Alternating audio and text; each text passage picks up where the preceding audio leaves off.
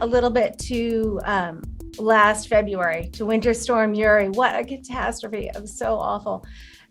So reports show that the problem was caused by a multitude of issues: record-setting cold weather, freezing equipment, the fact that Texas is not interconnected with the rest of the U.S. And of course, there was a similar storm that happened in 2011 while you were governor, and after which that happened, FERC issued a 200-page report that basically ended with saying, you got to do better with weatherization. Yep. But that seems like that didn't happen. So why didn't that happen? Generally speaking, people don't do something unless they have an incentive. Remember, we talked about that whole incentive thing back earlier. So the legislature, the leadership, need to really look at, how do you give an incentive? I found that it was better to try to operate with sugar rather than a bat, give an incentive to an entity rather than threatening them with government regulation, government hammer. If you don't weatherize by September of 2021, we're gonna do X. And do X has to also mean something.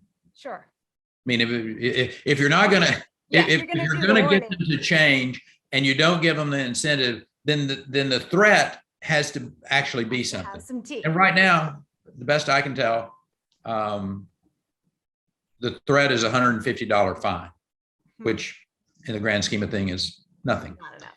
So the legislature missed an opportunity. I'm going to criticize them a little bit here across the board.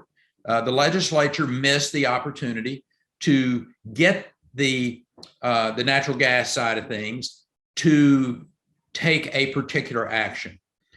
I would have given them an incentive. I would have come up with an incentive. TERP. I kind of like the idea of, if you're paying a franchise tax, then if you do X, here's what we'll do on the franchise tax thing. They didn't do that. And what, it's been a decade since the 2011 storm, and the best I can tell, we have not diversified our base load enough. We have been, again, in my opinion, a little too much into the, renewables are wonderful, and wind and solar, and they're good, but without base load capacity, that wind and solar is going to come back and bite you. But that's not what happened in this case. In this case, it was the gas those gas lines that were frozen and not. It was part of it. I don't think, and this is not the place for us to argue, everything that happened. Right. Part of the problem was the wind quit blowing because of, a freaky storm. That I'm an aviator in my previous life, and ice on your wings is a bad thing. Airfoil is a wing, and those wings iced up and they became very inefficient. They had to shut down.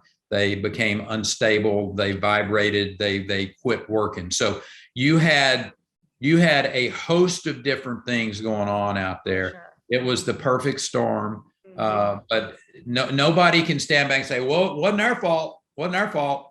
Everybody had some amount of problem here. Freak storm, Lord willing, it'll never happen again.